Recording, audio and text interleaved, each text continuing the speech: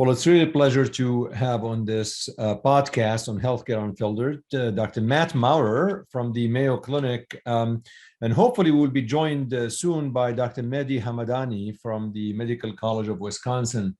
Really, the purpose of this podcast is to talk about the CAR-T studies that were presented at the 2021 American Society of Hematology meeting, and just try to understand why we had differences in the outcomes of these trials and maybe discuss a little bit of practical implications to that. So Matt, welcome to Healthcare Unfiltered. Appreciate you coming in. We still have a podcast episode, me and you, that taped before that is coming also soon, although it's been a while since we've taped that. But let's start by a quick intro to folks who are listening, a little bit about you, what you do, and in terms of the scope of your work. Sure, thanks, Chatty. I was wondering about that podcast. I thought that one might have been, coming. Okay, we should probably re-record it. It's been a couple of years, and things have changed. That was pre-COVID, I believe. Yeah, I'll tell you exactly when it was taped. Let's talk a little bit about you and what you do, and just a little bit about you. In fact, I'm going to tell you the previous podcast we taped it on September 23rd, 2019, Matt. Yeah. That's ancient history these days. Then COVID hit. All right, let's talk about that. All right. So I'm a statistician by training. I have a doctorate in medical science, medical research, and I have been at Mayo for almost 20 years now, and at least 15 years really focusing primarily on lymphoma research. Was part of our ovarian cancer spore program as well, but in the past year, I've really transitioned to focusing completely on heme and lymphoma primarily. So we've got a big lymphoma research program at Mayo. So we've had a spore grant with the University of Iowa. So I've been really involved in that almost since the inception of that. And the big part of that is our molecular epidemiology resource, which Jim Serhan at Mayo and Brian Link at University of Iowa are the PIs of. And so since 2002, we've been enrolling newly diagnosed patients in an observational cohort. So really doing observational real world data before it was cool. So we've got, in 2015, we expanded our cohort to 6 additional cancer centers as part of the LEO cohort through a UO1 grant from the NCI, which just got renewed. So all told, we've enrolled almost 15,000 patients with lymphoma, and then at diagnosis or within 6 months of diagnosis, and prospectively followed them. So it's been a wonderful source of research for all aspects of translational biospecimens. We collect biospecimens, so can do translational research. We follow up for survivorship, and then clinical. So it's been a real treasure and an opportunity to really, dig into clinical outcomes in the lymphoma space. So that's where a lot of my work comes from. I do have experience in clinical trials, especially early in my career, but also worked on some alliance trials in the last few years, including the CLGB 50303 study. So I've got a lot of the things that we've built and worked on in the observational setting have come from our early experience in clinical trials and how we think about endpoints.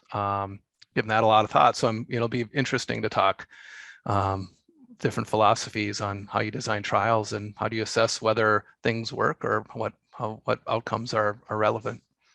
So you are literally the right person for the topic that I have in mind. And for the record, by the way, I can hopefully talk. I don't know if I'm the right person, but I can hopefully give some insights on things. Oh, you are the right person. Although the last time I saw your hair was a little bit shorter. It was, yes. So it was very short when we recorded the last podcast. Yeah, you're going for the rock and roll type of look. If you're going to be masked or on Zoom calls, hey, why not, right? Yeah, excellent. Well, is it like more maintenance or less maintenance, Matt, with the long hair? Well, I have to get it cut less. So that's one. I don't know. On a net benefit, I don't know. Who knows? But I don't know. It's just kind of something to do to keep us occupied while we're, doing a lot of work from home and such. So there were 3 studies that were actually presented at the ASH 2021 meeting, all looking at CAR-T in relapsed refractory diffuse large B-cell lymphoma. Now, for context, basically, I think for listeners of the show, everybody knows that the management of patients with diffuse large B-cell lymphoma in the relapsed refractory setting is salvage chemotherapy, followed by autologous stem cell transplantation in those who have chemosensitive disease and demonstrate some responsiveness to salvage chemotherapy. And I think CAR-T came in because of the activity in the relapsed refractory setting. Is it possible that CAR-T could be superior to the autologous stem cell transplantation? So there were 3 studies that asked the same question, exactly the same question, but they did not conclude with the same results, the outcome. So the purpose of this podcast is try to eliminate or mitigate some of the confusion for folks in that space and try to understand the nuances between these trials, and maybe we can understand why the results were not identical, because I would have thought I should have identical results. So let's go over each one in terms of how they were designed, in terms of endpoints, and then I want to get into trying to understand why we got actually different results. Yeah, no, this is great, and hopefully Mehdi can join us, because I want his insight from someone who's clinically really invested in this space and treating these patients. When I look at them, I see Belinda's design to be quite a bit different than the other 2. So let's start with Belinda. Well, okay. No, whichever you decide. Yeah, no. So, I mean, when I think about it, I tend to think of when I saw this data as it happened. So I tend to think like I saw the Transform data first, and then I saw the ZUMA 7 data, and then I saw the Belinda data, and then trying to okay. So, and the challenge is, we don't have the publication on Transform. So I'm going back to, my Twitter notes that I put out there. And I think from my understanding of this, but, looking forward to discussing this, is that the Transform and ZUMA trials were more comparable in their designs and their endpoints, and then how patients. I think the big thing with both all these trials is that what defines an event for the primary endpoint, and then how those patients are managed, either crossing over, off, or on trial. And so I see a lot of consistency actually between the Transform and the ZUMA trials in terms of the design as well as the outcomes that we see. And so all these trials use what's called an EFS, or event-free survival endpoint, as the primary endpoint. And remember, these endpoints are heavily scrutinized, and in a pivotal trial like this, there's a lot of input from regulatory on what the endpoints would be in terms of, because these would be planned for moving forward into regulatory approval.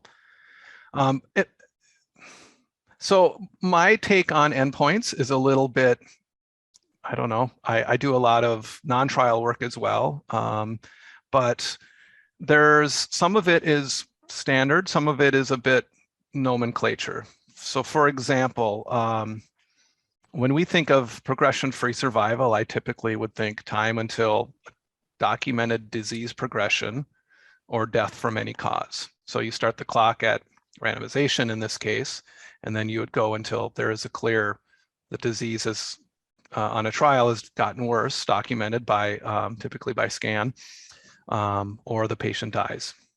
Now here we're in a setting where you're really trying to get these patients into a CR and a subsequent remission, right? That is the ultimate goal of this therapy. We're still hopefully in a curable intent setting.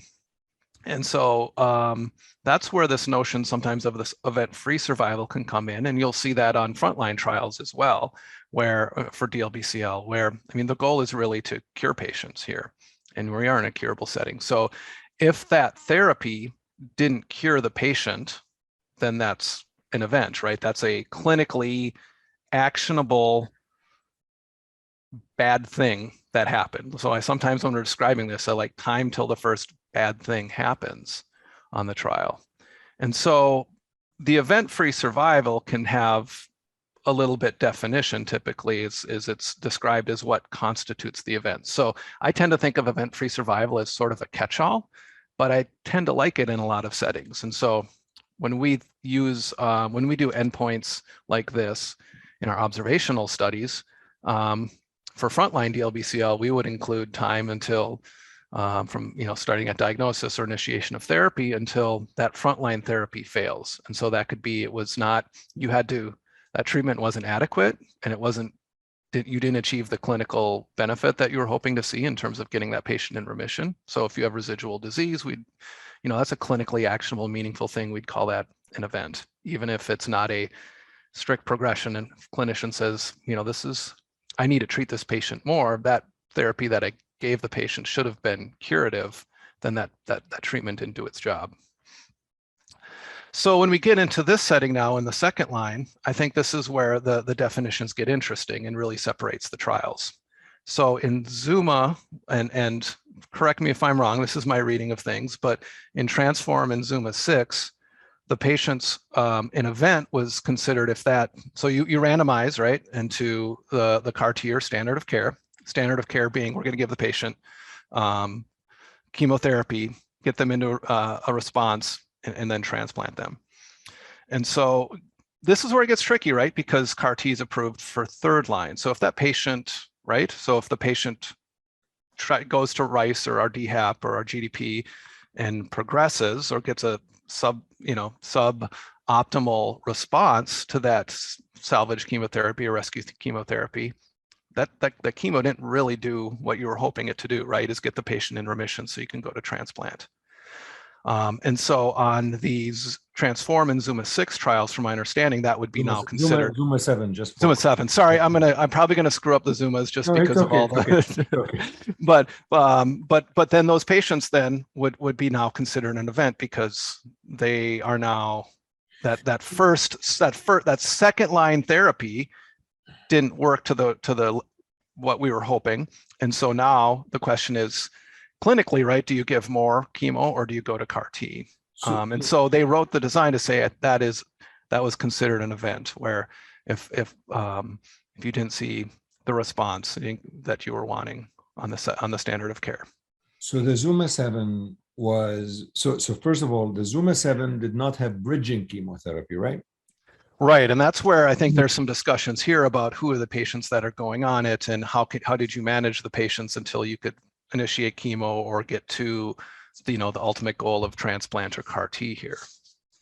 Okay, so the ZUMA 7 had no bridging chemo, so patients who were relapsed, they were pheresed, and then some of them went into salvage chemotherapy followed by transplant, and the others went right away into CAR-T. Yeah, say that again. I was just looking at, so the ZUMA 7 had no bridging, like it's traditionally right. For CAR-T, I believe. Yeah. So the ZUMA 7 had patients who received, they were, at the time of relapse, some of them were randomized to receiving salvage chemotherapy followed by transplant. Correct. And some of them just went to CAR-T directly without the chemotherapy. Yep. And then the primary endpoint was event-free survival as well. And what you're telling me that the event defined in ZUMA based on progression, death, or what's the other one? Event. Let's see. I'm pulling up the protocol here, or the publication. Yeah, for ZUMA 7, because I'm trying to think. ZUMA 7 was a positive study. It supported the fact that patients who receive CAR-T in the setting are actually better than those who did not. But I'm trying to understand how the event was defined because it did meet the primary endpoint without survival advantage. Yeah, and we'll get to the survival here because I think in both of these trials, that is really going to be the telling evidence of, do you take a patient to CAR-T first or do you attempt transplant? And I think, we have multiple endpoints on trials. For this reason is to really assess some different questions and to really get at these different measures that we have of how well things work. And so I'm really excited for the overall survival data as it matures, because I think that's going to be a very tell us a very important question about how to manage patients, where, the trials were designed to test, does CAR T work better than transplant in this particular, or the standard of care in this particular scenario. But is So the definition, well, let's back up a little bit. So in Transform, Belinda, and ZUMA, all of the trials were the same, asking the same question. Was the endpoint the same in all three trials? No, and that's where Belinda, I think, is quite a bit different in how the endpoint was defined. So in my read on ZUMA is that the primary endpoints, event-free survival, time from randomization to the earliest date of disease progression, commencement of new therapy for lymphoma, death from any cause, or best response of stable disease, up to including response on day 150. Okay. Okay, so if we look then at and this is where it's really helpful, it would be figure 1, where it kind of walks through the flow of patients. And so, if you look at the patients who are randomized, you have 178 that went to leukapheresis from the axi-cell group, 168 got at least 1 dose of salvage chemo from the standard of care group. But of the 168, only 80 had a response to salvage chemo, of which 64 ultimately went to transplant.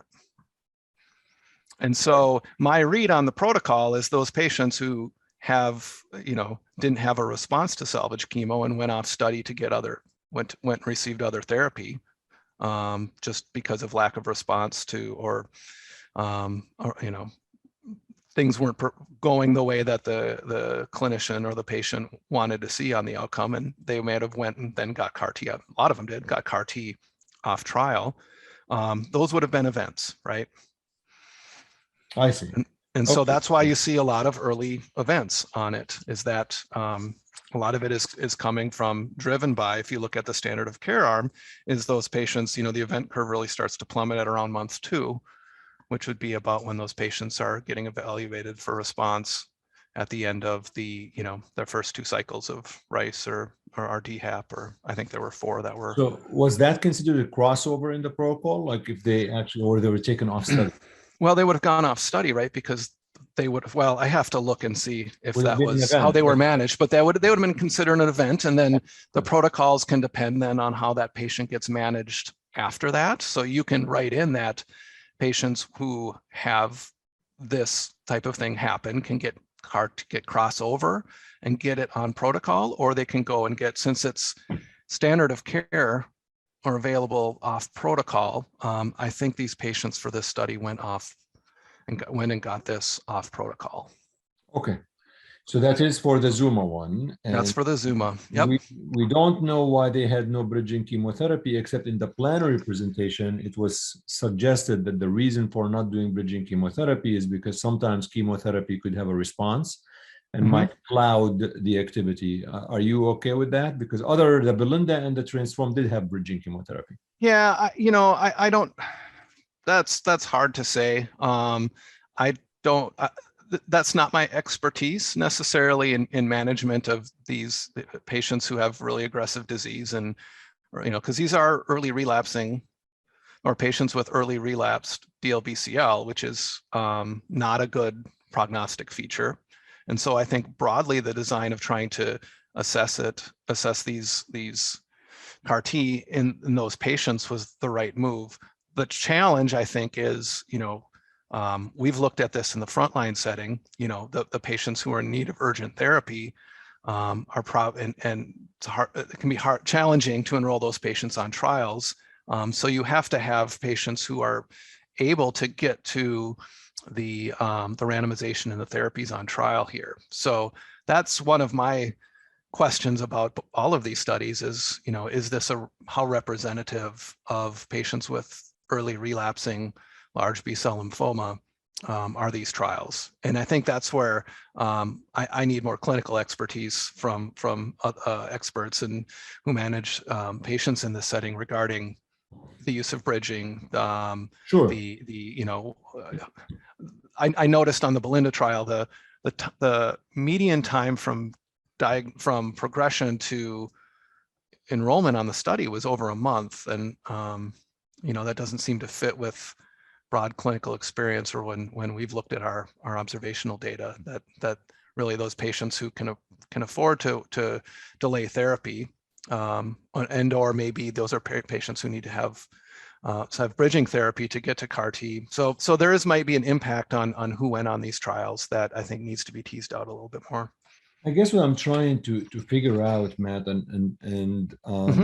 is how much of the differences, I mean, the core question that I have, and I believe listeners have, is how much of the differences in how the results, how the trials reported, simply because of how the endpoints were defined, right, versus true biological differences between the compounds, the CAR T compounds, versus the inclusion-exclusion criteria and the trial design. Because there are three possibilities. Yep. Either one, the definition of the endpoints is just different, and because of that, you see differences in output. Number two, it is simply the differences in biology, or the way the trial was conducted. Yeah, and I think that's where the striking difference in the EFS results on the Belinda trial is largely due to the design and how the endpoint was defined. So as I said, with the Transform and ZUMA 1 design, ZUMA 6, what am I? ZUMA 7 design, is that when that patient had suboptimal or response, or the treatment was suboptimal in that first attempt of chemo on the standard of care arm, those patients were events, and if they had to proceed to, let's say, if they got 2 cycles of rice and that wasn't a subsequent response, clinically those patients could go and get another course or switch to a third-line therapy of, say, our GDP or another our DHAP or another salvage chemo regimen, to go really still with that intent of getting a response and going to transplant. Those lack of response to the first salvage chemo isn't what, by my read, is an event in both Transform and the ZUMA trials. Whereas in the Belinda trial, that would not have been an event, and those patients could receive multiple attempts on trial without it being an event of getting a response to chemotherapy and going to transplant. So that, to me, is the biggest difference here, right? Is that the patients who had a stable disease to 2 cycles of rice were an event on 2, were not an event necessarily on the other. And so I think that's driving the big differences in the EFS rates. Yeah, and we are going to get a clinical perspective. I was able to hear back from Dr. Hamadani. He's not really feeling well. He has some URI symptoms and so on, but I'm going to have Dr. Skarbnik, who will dial in the next 10 minutes or so to provide us more clinical perspective. But I like that we're starting with understanding these endpoints and these differences, because I do think, we'll have to see. I'm not really convinced that there's this real biologic differences between these CAR T products. Yeah, and it's hard for me to speak to, right? Because I don't treat patients and I don't see that experience of delivering the different CAR T products. The one thing I want to bring up on the designs that I think resonate with me when I've dug through it this week in preparation for this is, if you look at now, assessing this is going to be complicated, right? Because patients who didn't do well in the standard of care arm could go over and get the CAR T products off study, right? And so that crossover can always complicate things.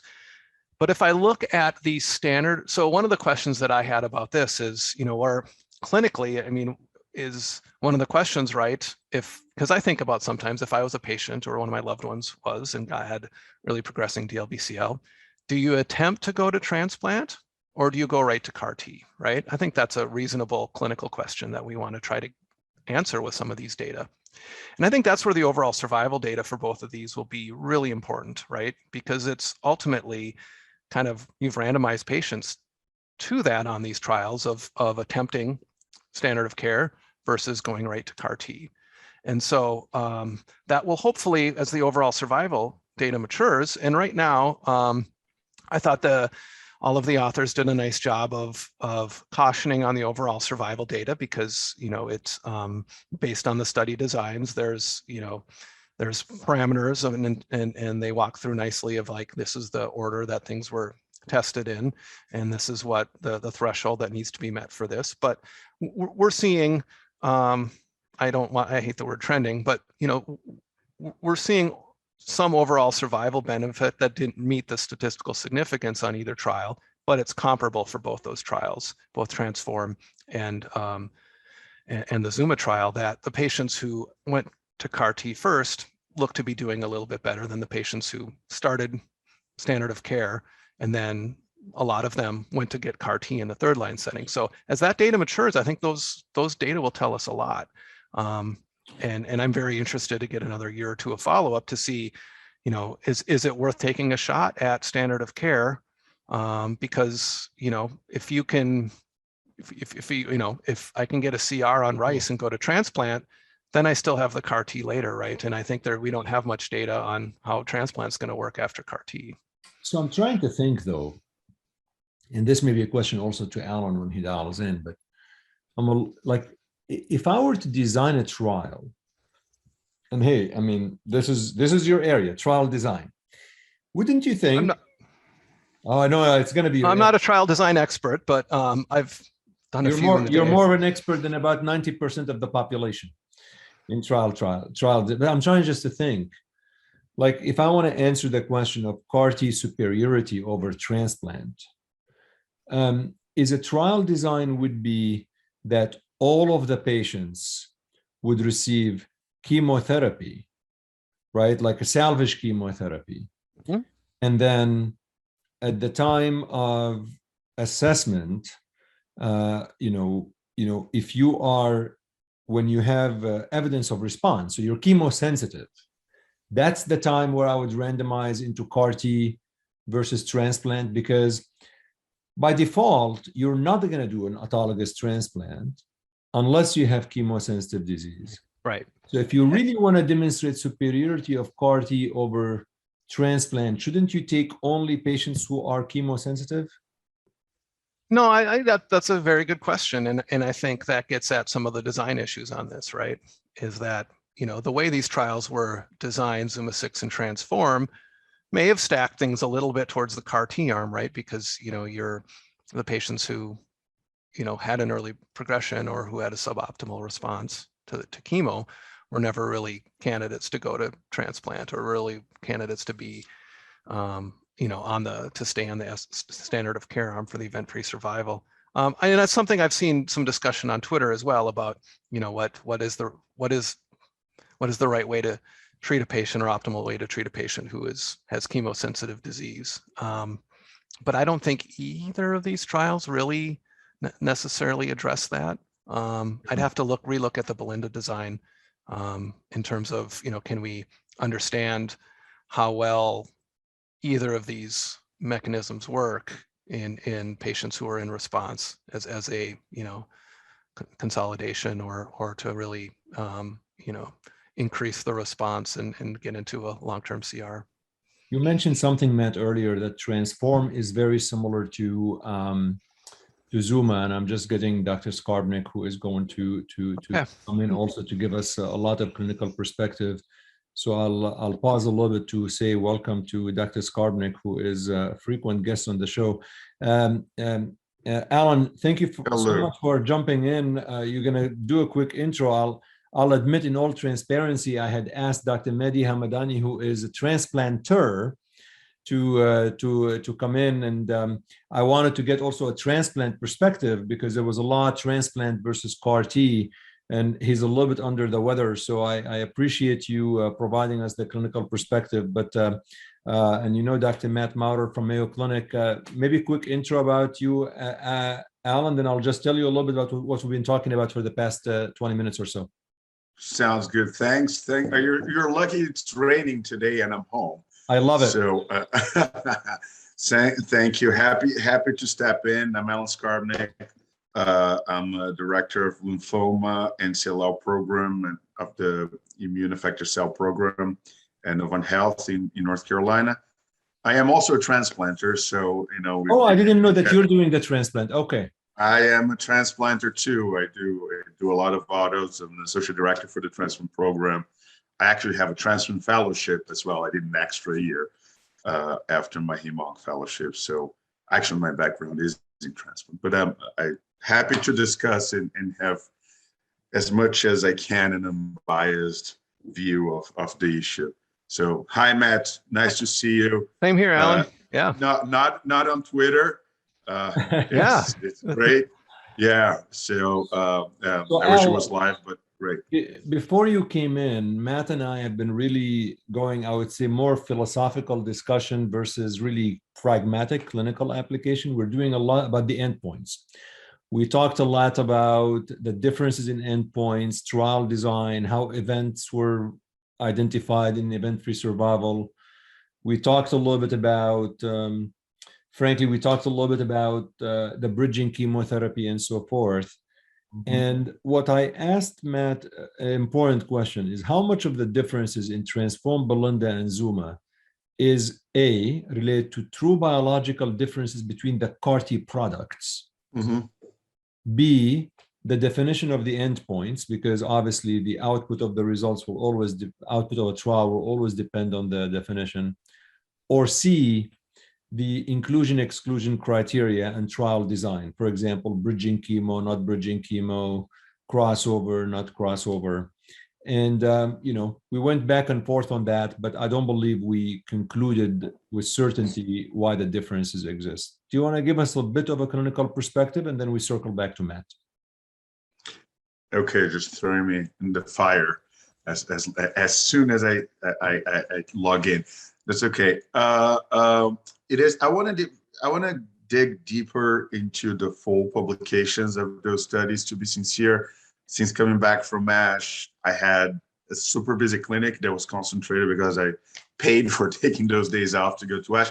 So I haven't had the opportunity to actually review the entire the papers in its entirety.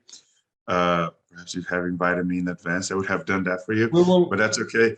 Yeah, we'll go to that. But, you know, on the surface from what was presented, at least at ASH, there are some differences in the trial designs there, particularly in the endpoints and the definition of what was an event that may have hindered the results of Belinda in particular. On the other hand, I think Belinda was a little bit closer to reality, to be sincere, because of these patients end up having bridging chemo. There are some manufacturing issues sometimes. It took a long time. It was a 50-day median time for cell receiving on Belinda, which is actually quite long. I mean, when we do Yescarta in real life, it's less than 20 days once we collect the cells, right? But not from trial enrollment. But you can have delays from insurance perspectives and anything. So at any rate, I think Belinda translated a little bit closer to what we see from the time a patient is identified to the time the patient receives the cells, rather than the other trials, which are not what we see in the real world. But philosophically, and looking at it as a whole, I mean, it does corroborate a little bit with what we were all doing for that population, right? We know that primary refractory disease in particular, the outcomes with salvage chemo and transplant are not great. I mean, most of those patients, the disease is not chemosensitive. It already manifested itself in the front line. It's not chemosensitive. It's, you know, it's rare to be chemosensitive on the second go round. And lots of times we give chemo just to prove it's not chemosensitive and then be on label with the CAR-T product. So, you know, give 2 cycles of chemo, still have significant disease, and it's okay, we're going to go to CAR-T because I know transplant is not going to really work that well in this population. So it kind of corroborates, I mean, less than practice changing, it just corroborates what we're doing. Perhaps we can skip that, the need for that chemo non-sensitivity proving to get the cells approved if the label changes. I have to say, though, Al, one of the things that I was really curious about, and I was thinking, if you really want to prove, and I asked Matt this, and I don't think we got a question, but it's rather provocative thing. If you really want to prove that CAR-T is better than autologous transplant, shouldn't you take patients who have chemosensitive disease and the randomization is after? So you do the salvage chemo, now you have chemosensitive disease, now it's a fair game, because now you're demonstrating whether CAR-T is superior to transplant patients who could respond to transplant because you have chemosensitive disease. I think more or less, I think a true, I think the better design will be salvage chemotherapy, CR patient, CR transplant, right? That's where you have the opportunity to do transplant. Then partial response, randomize. If a patient has a partial response, then randomize to autologous stem cell transplant consolidation versus CAR-T in that setting. Because, you know, doing CAR-T for someone who achieves a complete response after second-line chemotherapy, you know, I with the information we have right now, I mean, you need to have disease, particularly to have the expansion. It needs to bind to the cell of choice, to the antigen of choice, to trigger the stimulation and elicit CAR-T cell expansion, and then, you know, lead to it. So probably going to be having a very, very, very low disease burden. I mean, even if you have any disease, will be minimal. I mean, if it's PET is negative. So I think you need to have a separate trial before that to prove the efficacy in the phase 2 kind of single arm study of CAR-T in that setting. But for the biggest issue is partial response, right? So there's data sets from a number of institutions. Memorial Sloan Kettering has a very good data set from, I think Craig Sauter is the first author, of patients who have the Ville score 4 after salvage and go into transplant with persistent disease. You still have disease there, but you had a partial response. They still have very good outcomes. It's a little more than 50% control of disease long term. So that is the population that we question, particularly in the primary refractory setting. I think true chemosensitive disease, it really can achieve a complete response. I still think transplant is a good idea. The problem is that a small percentage of patients will present that degree of chemosensitivity in the primary refractory setting. Early relapse is a little different. You know, patient had a CR to frontline and then relapse occurred 8, 10, 11 months later, right? I think you still have a chance of achieving a complete response, and especially depending on the burden of disease at that point. So on those patients, I think proving chemosensitivity should be important, and then you know, doing transplant consolidation will still be adequate. Because also, you know, we need to look at it from a philosophical perspective, which in the US, you probably can do that if the CAR-T is approved, particularly for patients with commercial insurance coverage. Medicare makes it a little bit more complicated.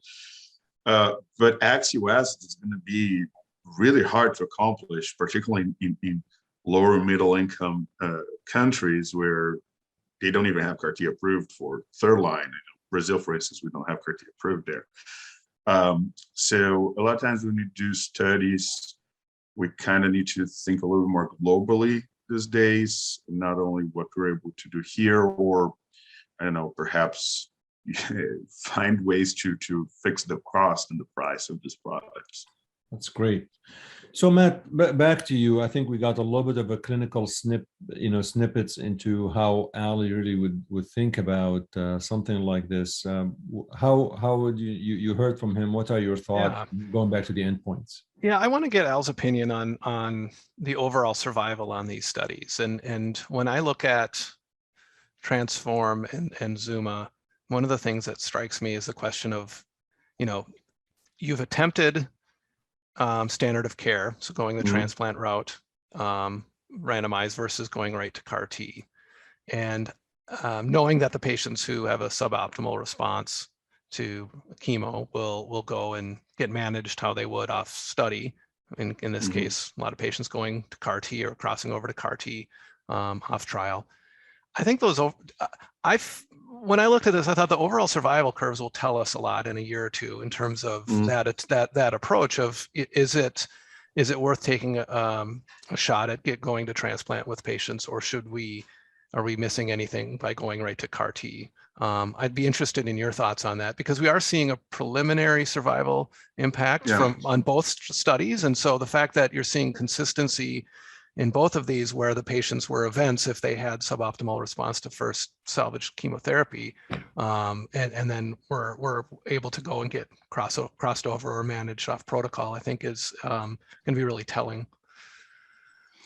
I agree with you. I think particularly Transform is very telling, because they had the crossover built into the study, which truly was the right thing to do. ZUMA 7 did not. Those patients will go to commercial CAR T, and then you get into all the caveats of trying to get the product commercially. So those data, I have to consider it a little bit more carefully. But the curves on Transform particularly are starting to separate fairly early on. And then you question what is is there a difference in efficacy by doing CAR T second line versus doing CAR T third line, where very likely we have more T cell exhaustion at that time. The patient has been more exposed to chemotherapy. We know particularly the CLL CAR T studies that are using further lines of therapy wasn't as successful, and by bringing it earlier on, the results seem a little more encouraging. I do believe that using this product with less exposure to chemotherapy is of benefit.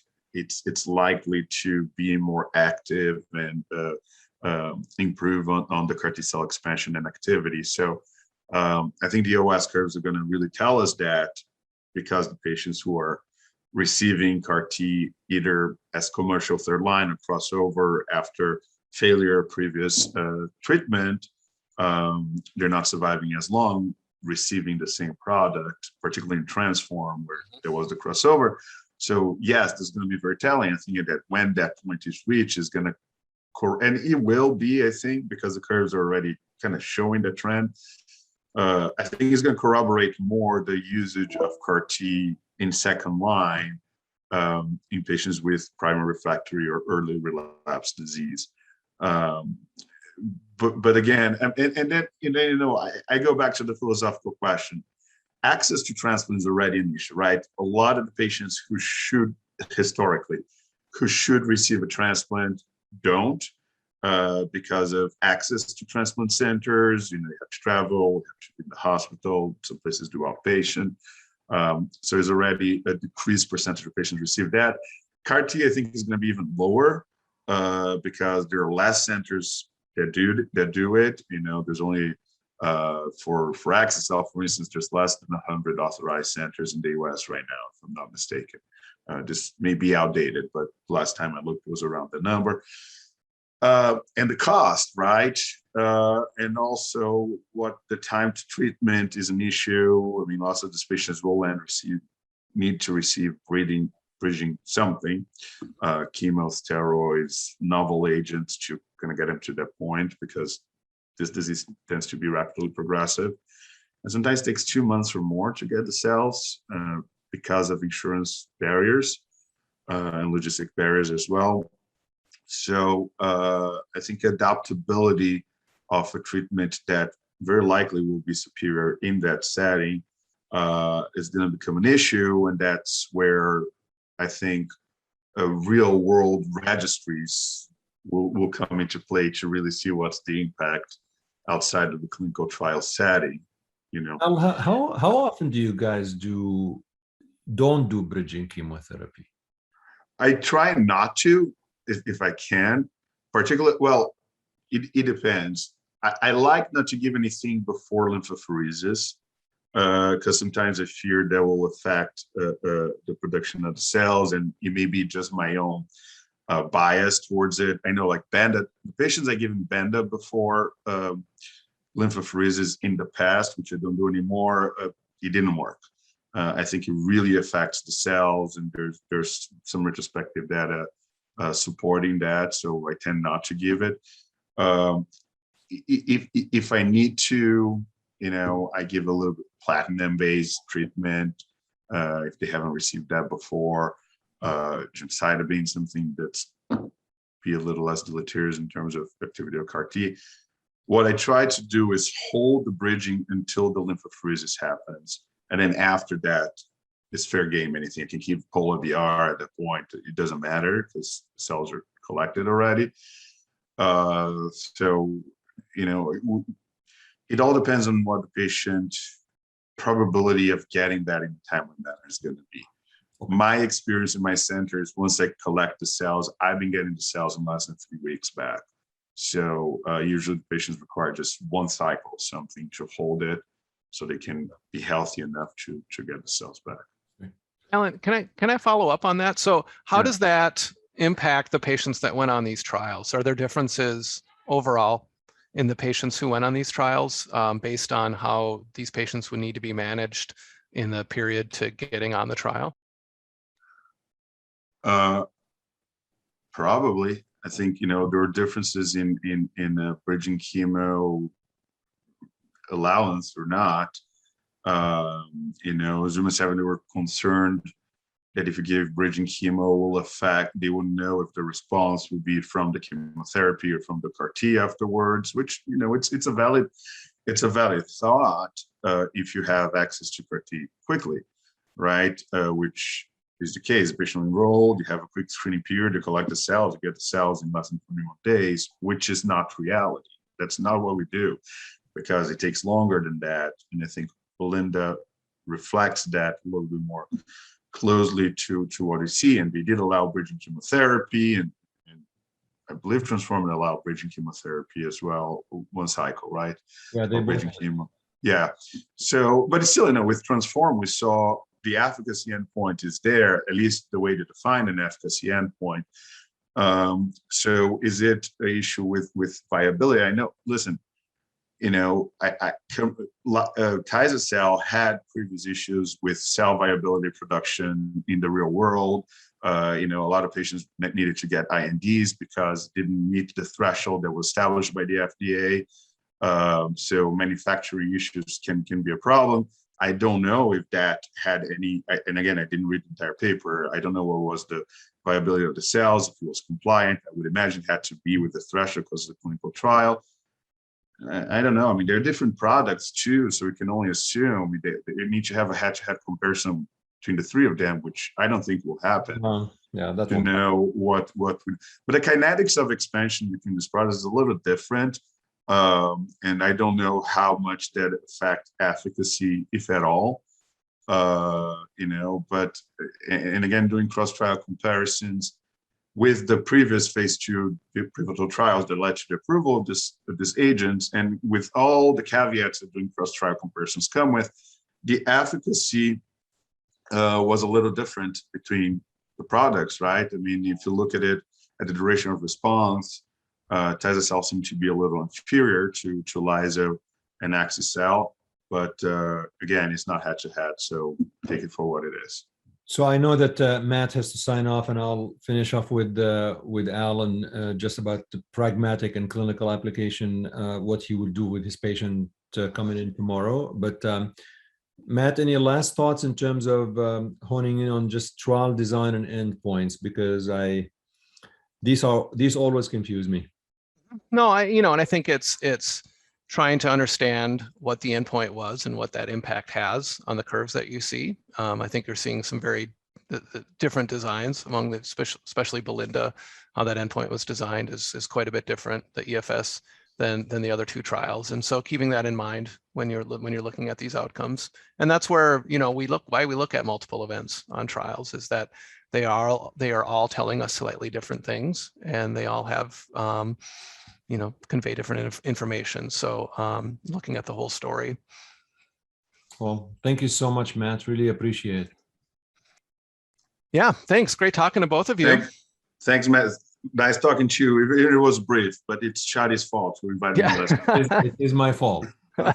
Well, maybe at a future one, we'll continue this discussion. It's been fun because these are big studies that were really impacting how we're going to think about managing patients with diffuse large B-cell lymphoma, which is exciting. So it's fun to walk through what did we learn and how do we apply this to our patients. Thank you. Yep. So, Al, I think, we talked a lot about philosophical endpoints, trial design, all of that stuff. And I think you and I agree that there is no perfect trial. Mm-hmm. Every trial has shortcomings, has some issues. But at the end of the day, you're going to see patients and you need to make decisions on these patients. We did not talk about POLARIX. I actually have a different podcast on it because POLARIX is in the frontline setting, but certainly with the future, who knows how CAR-T will impact patients who received POLA as opposed to vincristine. But for today, I don't know. I walk into your room tomorrow. I unfortunately have relapsed disease, DLBCL. What does Dr. Skarbnik do?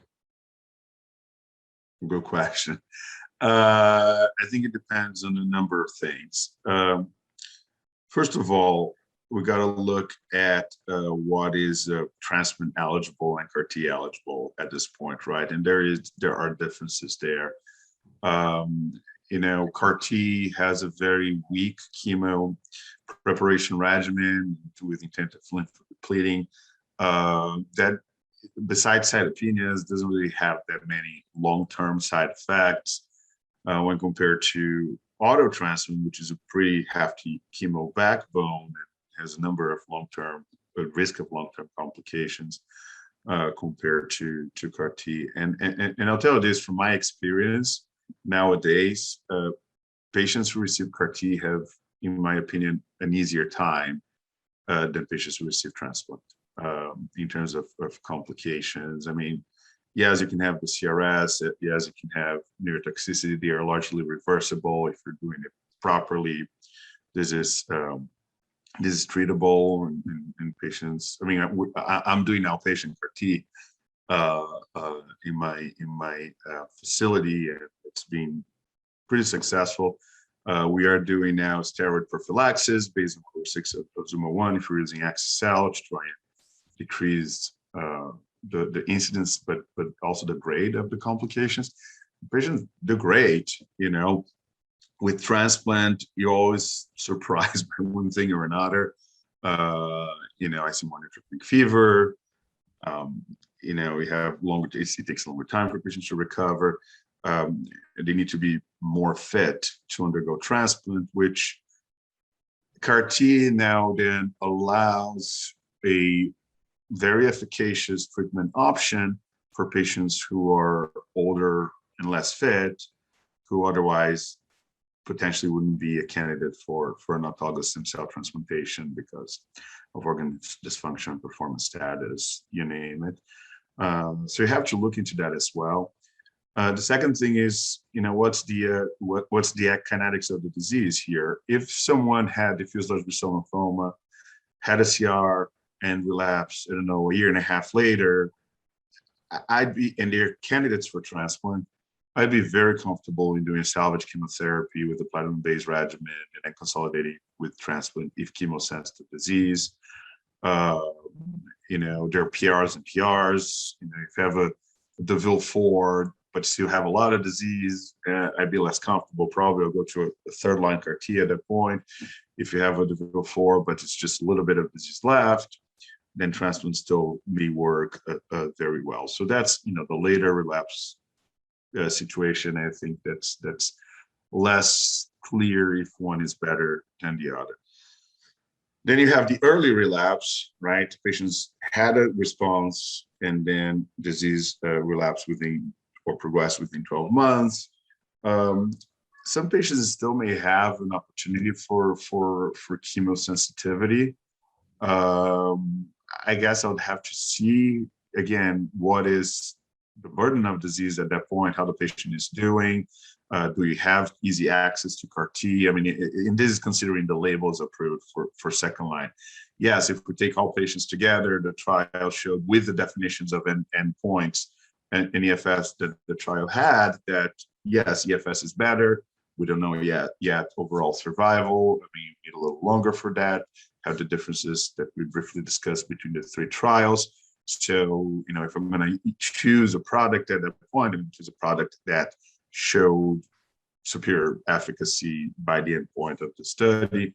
If I'm going to go to CAR-T, but I think we need to be very cautious, we need to evaluate very closely who of these patients will be ones that may still benefit from salvage chemotherapy and transplant or not. And we don't have enough data for that, but clinical judgment may come into play a little bit into it.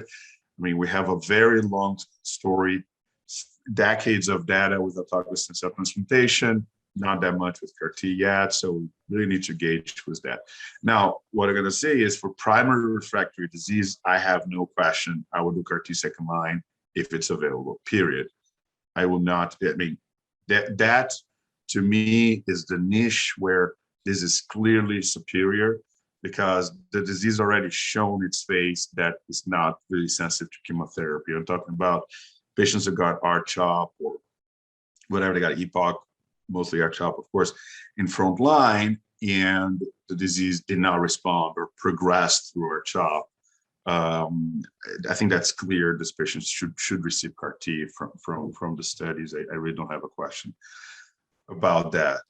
I think the question is going to be these ones that relapse 14 months out, right? Exactly. Yeah, these are the tough ones, and I don't know. I'm gonna to your point. I think you make a very, very good point. That these are scenarios where I do believe real-world data and accumulation of real-world evidence is going to help guide what we're going to do, because we'll never compare the 3 products to each other prospectively. So we'll have to see how they're going to be used. Yeah, and there's still question marks there. It was very interesting that these 3 studies were presented at the same ASH, and you're looking at the differences in study design, and it raises a lot of questions, really, like why that difference? And we can only speculate because they're different populations. The timing was different between the studies, so it does raise a number of questions here, and also boils down a lot to cost. I mean, even with the salvage chemo and the transplant, that's cheaper than CAR-T, right? And if the entire transplant population of the DLBCL will transition to CAR-T, that's going to be a big problem economically, right? I don't see how that's going to be supported unless they change the price, which go argue to do that. How's going to happen? Yeah. So, but yeah, I agree with you. I think more real world data is in average, do a prospective registry, right? The patient is going into the study, do a registry and look at that and gather those data and see and try to tease out who does better, who doesn't do as well, who is a good candidate for it or not. And, do the same institution, do registries for transplant. CIBMTR is well, there to do a lot of the studies. Am I frozen? Can you hear me? Uh-oh. Yeah, I can hear you. You're frozen a little bit. That's okay. I can hear you. You can speak. I was going to say, Al, I think that, we are taping this literally a week after the American Society of Hematology meeting. We are going to air this in early... Okay, sorry. I got completely frozen here. I don't know where I missed you. Here you are. I was saying that we are taping this a week after the American Society of Hematology meeting, but we are going to air this the beginning of January. I think that will be interesting to see over the next year or so what's going to happen. But very grateful that you came on, you clarified some of the issues. I think we have more questions than answers in the non-refractory setting. Yes. I agree with you. In the refractory setting, it seems to be a slam dunk. In the non-refractory setting, there will be a lot of questions, and we'll have to see. And as I said, I don't know if you guys commented on it before. I'd like to see on the studies, and I don't know if that's in the full paper or not, because as I said, I didn't have the opportunity to go over it in detail yet. But I'd like to see, and I know that's not intent to treat population, but I'd like to see for the patients who actually got transplant, what the outcomes were in ZUMA 7 and Transform. I mean, how did those curves look? And even try to compare that to the axis cell curves. I mean, probably those patients had a little better biology because the disease was chemosensitive enough to allow transplant to happen. But I think that's the question mark. And out of curiosity, I know that's not the right way to look into studies because it was not the ITT population. But I really like to see that, at least for guidance for the way I do things. But well, I hope that's shown somehow. Dr. Alan Skarbnik goes by Skarbs, future what do you say, restaurateur, whatever that's like. I hope we'll see what destiny brings us. Dude, I'm banking on you. Let me tell you, do not disappoint me. I mean, I already have a plan. I'm gonna be. We just have to decide. Look, we're gonna have a franchise on this. Like, we just franchise everywhere. Yeah, everywhere. The Skarbs. We call it the Skarbs. No, I'm gonna call it the Juzillion. But you already have that. I like that. I have the name. I've been writing menu for a while now. So I love it. All right. Happy New Year. Okay, thanks, Daddy. Happy New Year to you too.